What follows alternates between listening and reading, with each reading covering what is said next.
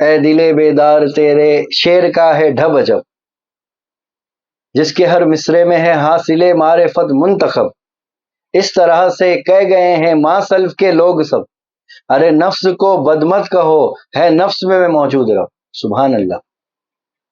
تو صوفیان کرام کی جو تعلیمات ہے وہ لازوال ہے، ان کی تعلیمات میں کئی رمز پوشیدہ ہے، کئی راز و نیاز کی باتیں چھپی ہوئی، ان کی تعلیمات کو جو ہے ظاہر اور باطن کا چشمہ لگا کر سمجھنا ہوگا، ان کی تعلیمات کو جو ہے فنا فی الشیخ کی منزل سے سمجھنا ہوگا۔ تو کہتے ہیں کہ ایک صوفی بزرگ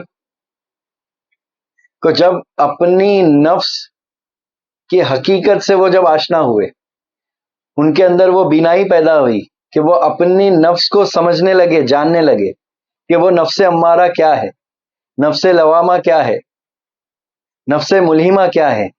جب وہ اس کو وہ سمجھ پیدا ہوئی، وہ بینائی پیدا ہوئی، تو کہتے ہیں کہ اللہ تعالیٰ نے ان کے اوپر کئی جو ہے راز منکشف کیے۔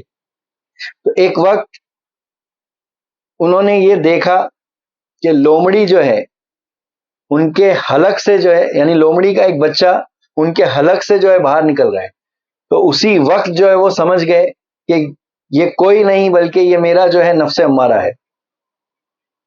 وہ سمجھ گئے کہ یہ کیا ہے، حلق سے نکلنے والا جو بچہ ہے لومڑی کا، یہ کوئی اور نہیں، یہ میرا نفس امارہ ہے۔ تو اسی وقت انہوں نے کیا کیا، اس کو پاؤں سے روننا شروع کیا، اور کیا کیا، اس کو ٹھوکریں مارنے لگی۔ تو کیا دیکھتے ہیں آپ کہ جیسے ہی وہ ٹھوکریں مار رہے، روند رہے اس کو، کہ وہ نفس بڑھتا ہی جا رہا ہے، وہ نفس بڑھتا ہی جا رہا ہے۔ اب یہ حیران و پریشان، انہوں نے نفس امارہ کو وہ جان تو لیا کہ کیا ہوتی ہے، پہچان تو لیا، لیکن اب جو ہے اس سے بچنے کی خاطر کیا کر رہے تھے، اس کو مار رہے تھے۔ اب اس کو مار رہے تھے، نفس کو غور و فکر کرنا ہے، مار رہے تھے اس کو۔ وہ صوفی بزرگ کیا کر رہے تھے، مار رہے تھے اس کو۔ اب اتنے میں یہ جو ہے حیران اور پریشان، اب یہ اپنی نفس سے پوچھتے ہیں کہ اے نفس، بولے کیا ماجرا ہے، بولے کہ بولے میں تجھے روک رہی ہوں، مار رہی ہوں، بولے، اور تو جو ہے بڑھتا جا رہا ہے۔ تو ان کا نفس یعنی غیب سے، یعنی غیبی ندا آتی ہے کہ میری جو خصلت ہے وہ الٹی ہے۔ میری خصلت کیا ہے، ارے الٹی ہے، تو جتنا مجھے دبائے گا میں اتنا اور وہ ہو جاؤں گی، جتنا مجھے دبانے کی کوشش کرے گا میں اتنا جو ہے ریورس آؤں گی، اسی پریشر کے ساتھ۔ جتنا تو مجھے روندے گا میں اتنا ہی جو ہے پھولتا چلے آؤں گا، جتنا تو مجھے دبائے گا میں اتنا پھولتا چلے آؤں گا، جتنا تو مجھے کمپریس کرنے کی کوشش کرے گا میں اتنا پھیلتے چلے آؤں گا۔ یہ میری خصلت ہے، میری خصلت ہی الٹی ہے۔ اس لیے ایک صوفیہ کرام کیا فرماتے ہیں کہ نفس کی خصلت ہی الٹی ہے۔ اس لیے اس نفس نے کیا کہا کہ اوروں کو جو چیز تکلیف پہنچاتی ہے وہ مجھے آرام پہنچاتی ہے، اور جو چیز اوروں کو راحت پہنچاتی ہے وہ مجھے تکلیف پہنچاتی ہے۔ تو کتنا ہی لطیف نقطہ ہے۔ تو اسی لیے صوفیان کرام کیا فرماتے ہیں کہ نفس سے دوستی کرنا ہوگا۔ اب یہ نفس سے دوستی کس طرح کی جاتی ہے، اس کو دوست کس طرح بنانا ہے، تو یہ آپ کو کسی پیر کامل سے ہی سمجھنا ہوگا کہ کسی پیر کامل سے کے دامن سے وابستگی کرو گے تب ہی وہ طریقہ معلوم پڑے گا کہ نفس سے دوستی کرنا کیا۔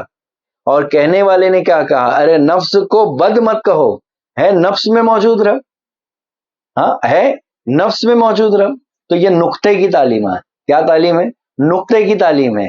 ایک نقطہ اوپر لگا تو خدا ہو گیا، اور یہی نقطہ نیچے لگا تو جدا ہو گیا۔ تو یہ کیا تعلیم ہے، تو نقطے کی تعلیم ہے، یہ سمجھ کی تعلیم ہے، یہ علم لدنی کی تعلیم ہے۔ اگر علم لدنی کی تعلیم چاہتے ہو تو کسی پیر کامل سے بیعت ہونا ہوگا، اس کے بنا جو ہے آپ اپنے نفس سے بچ نہیں سکتے، نفس کی مکاریوں سے بچ نہیں سکتے، اس کی تلبیس سے بچ نہیں سکتے، اس کی چال سے آپ بچ نہیں سکتے، ورنہ زندگی بھر کیا ہوگا معلوم ہے، آپ کی زندگی اسی نفس پرستی میں نکل جائے گی، جبکہ اسی نفس میں کیا پوشیدہ ہے، ارے آپ کا رب پوشیدہ ہے۔